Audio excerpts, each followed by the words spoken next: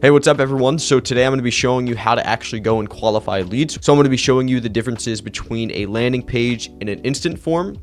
So if you don't know me, my name's Aiden. I'm the founder of Green Advertising, which is a marketing agency dedicated to helping real estate agents grow. And without further ado, we can kind of just jump straight into things. All right, everyone. So firstly, we're going to talk about the differences between quantifying and qualifying a lead. Now, this is particularly on Facebook, but this is pretty much universal across all advertising platforms and all marketing services. So firstly, let's talk about quantifying a lead. Now, if we go into this campaign right here, you can see we have a $3.82 cost per lead. You can see that we've got 1,376 leads. Now, it may look amazing because we have a $2, $3 cost per lead, but in fact, there really isn't as much intent there. You're getting a lot of quantity and you're just not getting the quality that you need. Therefore, it's going to look great for you. You know, you're going to be able to tell agents, or you're going to be able to tell your clients, yeah, we can get you a really low cost per lead. But in reality, what you want to do is, personally, I aim for like a $5 to $15 cost per lead. Because when you get super low with your cost per lead, unless you're an absolute killer in the marketing space, when you get too low, then that's when you start to bring in the duds and the unqualified people, and it's a big mess. Unless you're in a really high populated area, then you're going to get a really low cost per lead and potentially still have the room for the quality as well. So you're going to have not as much intent, and you're also going to have a lot of dud emails and phone numbers. Now, why are we going to have dud emails and phone numbers? Well, the reason is simple. It's because when people fill out a form on Facebook, Facebook gives them the option to auto fill out all of their information within the snap of their fingers. So they can click a button and it fills out all of their information, and Facebook puts the information in there for them. However, the information that Facebook puts in there is from around 15 years ago when they first signed up with their account. So you're going to be getting a lot of dud emails and phone numbers. It's going to make your clients mad. It's going to make you mad. It's going to make our ISAs mad. It's not going to look good for your overall brand image, and it's just going to be annoying. You're going to be plagued with dozens and dozens and dozens of unqualified and dud email and phone number leads, and that's what we don't want to do. That's what we don't want to serve our clients. So you're also going to have a much lower cost per lead. As you can see, we're going to have a lot more leads. Now, keep in mind, those leads still aren't going to be the most qualified. Now, if we come over here to qualifying the leads, and now this is just a campaign, it's just an example of what it might look like if you do have a qualifying lead campaign instead of just a quantifying lead campaign. So if we come over here, obviously, we're going to have a higher cost per lead. That's just a given because you're adding more friction in between steps. People are going to get knocked off the pipeline, but that's actually what we want. And the reason that we want that is because the reason your cost per lead was so low in the first place is because you were pulling everybody and their mothers. You were pulling in the people that weren't serious. You were pulling in the people that just clicked on the ad for the free value. You're pulling in the people that just aren't serious and the window shoppers. And you're pulling in the people that your clients do not want.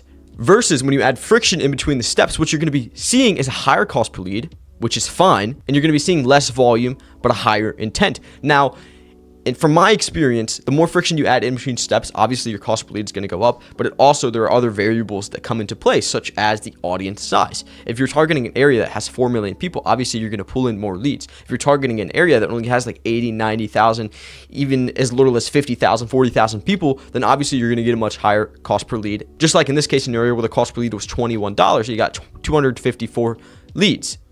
But here's what you have to ask your clients when you get on a sales call, and this is what you should be asking yourself is, would I rather pull in, or would I rather have 2,000 leads in my pipeline, in which case 1,000 of them might have dud emails and dud phone numbers and just overall aren't that serious. You know, maybe a couple hundred of them aren't serious overall and just clicked on your form for the value. Or would you rather have 254 leads in your pipeline in which they're actually serious? Not all of them are going to convert. That's just a given, because you're not going to get 254 leads and all of them come down your pipeline and actually continue through with the service. However, what you are going to have is the 254 leads that come in right here.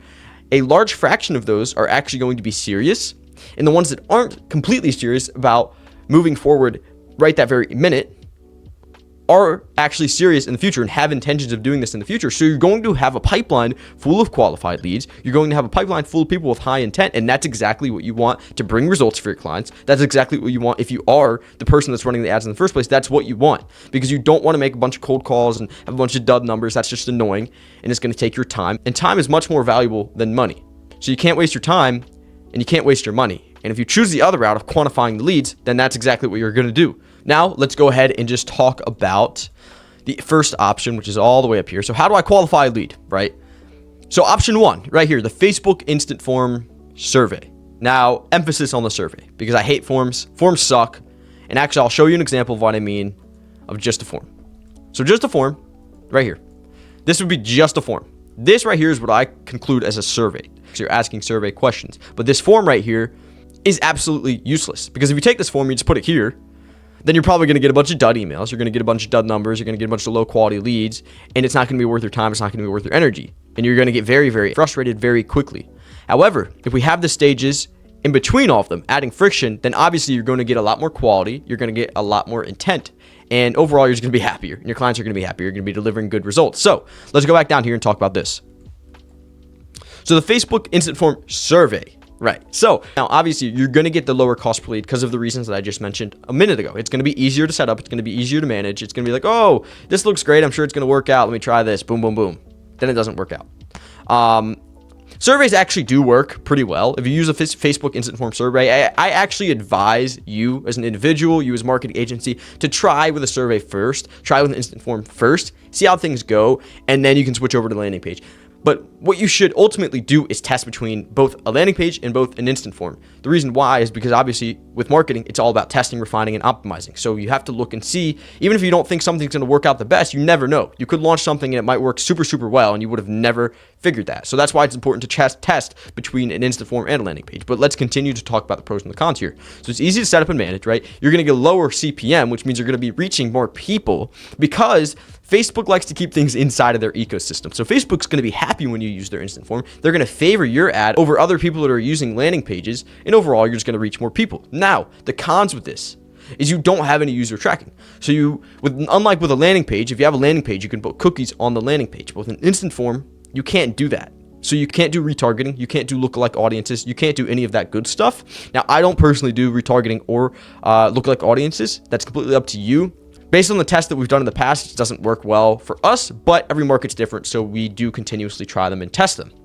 However, I'm very certain that it could work with certain markets, and if you build up a high database full of people and make a lookalike audiences and do retargeting campaigns, then it's very, very beneficial, but you can only do that with a landing page. You can't track the cookies, you can't track the clicks and the people that are coming onto the instant forms. Now, you also have less control over the user journey.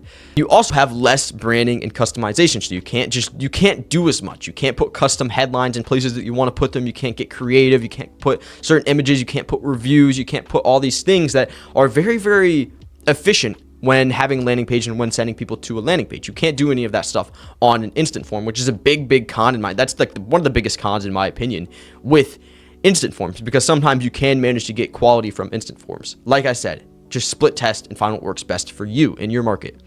And then overall, you're going to get a lower lead quality. It doesn't matter if you have a bunch of steps that add friction in between from the time when they click on that ad and go on the instant form and fill out all the questions. You're still going to get a lower lead quality than you would with a landing page. So even if you add all these questions, you still might be wondering, why am I still getting a lower lead quality? That's when you would test and try a landing page and see if that works.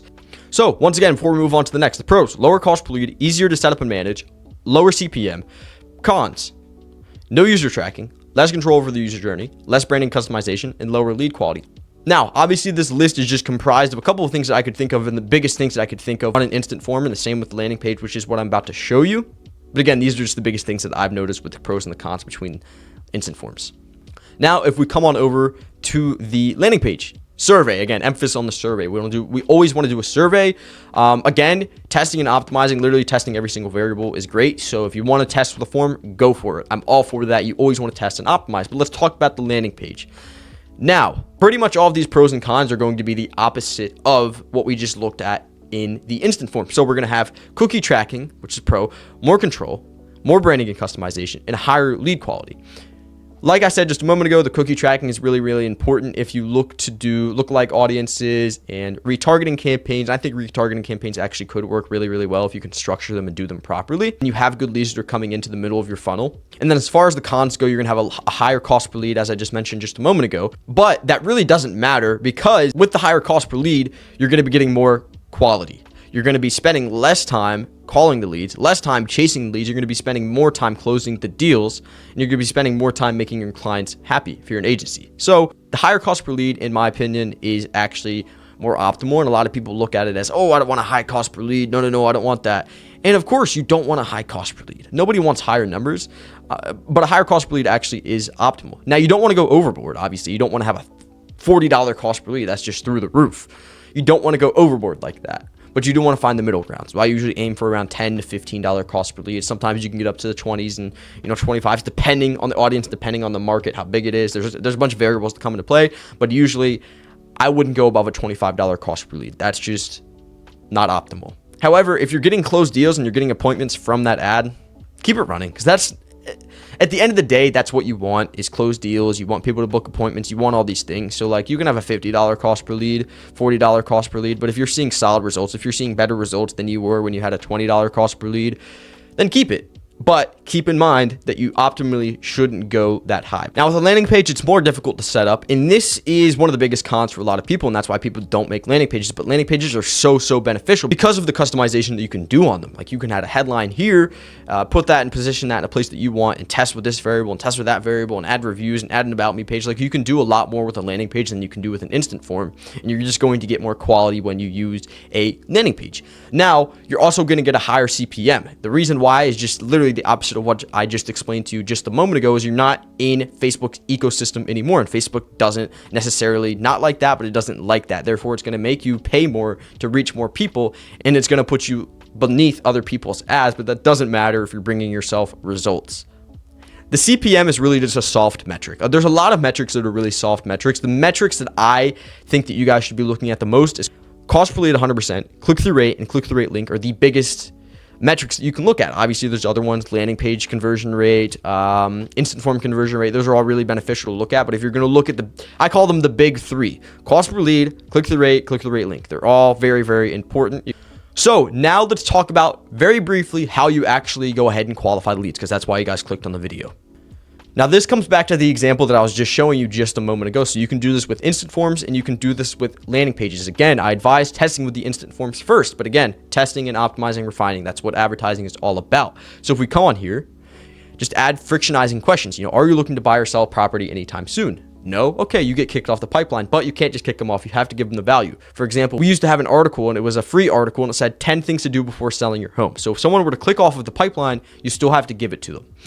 But if they click no, kicks them off, right? If they click yes, takes them to the next step. So they fill out this information. When are you looking to buy or sell? Now, 3 months, 6 months, and then 6 months plus. If they say 6 months plus, we kick them off, because we don't want the tire kickers. Obviously, you can customize these questions as you want. You can do whatever you want with these questions. You can make these questions say, for example, for sellers, how many bedrooms, how many bathrooms is your house? What is the address of the property? You can just add different questions, different qualifying questions. And if your agent is okay with getting people that are 6+ months away from buying or selling their home, then you can make that okay for them to proceed, because also what you can do is nurture those leads for them.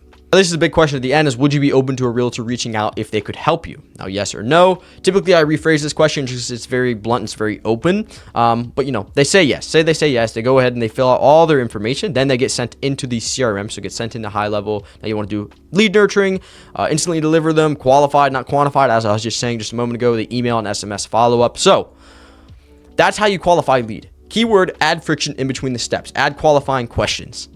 Put yourself in the consumer's shoes, because if you were a consumer and you clicked on an ad, and you clicked on that ad and just instantly you saw that right there, you'd probably fill out your information just because it's super easy and you're probably getting some sort of value out of it. However, if you add all of these steps in between and you ask qualifying questions, such as all of these, if I'm not seriously looking to buy or sell, I'm not going to fill these questions out. I'm not going to spend 2 minutes of my time filling these questions out because they don't pertain to me and I'm not serious. Therefore, it's going to kick the tire kickers off the pipeline. And you're going to bring better results for your clients. You're going to bring better results for yourself. And overall, you're going to make more money, whether you're a realtor or whether you are an agency owner or a freelancer. That's just how it works. Now, guys, I hope this video helped you out. If you found this video helpful, please leave a like and subscribe. It would mean the absolute world to me. And comment down below what your thoughts were. If you have any questions, if you have any video recommendations, anything you're struggling with, let me know. I'm here to help you guys. And if you guys want to have a mentorship call with me and ask whatever questions you want, there's a link down in the description below. So go ahead and check that out. You guys are the best. Keep killing it out there. Remember, quality over quantity. And let's bring some killer results for our clients. Take care, guys.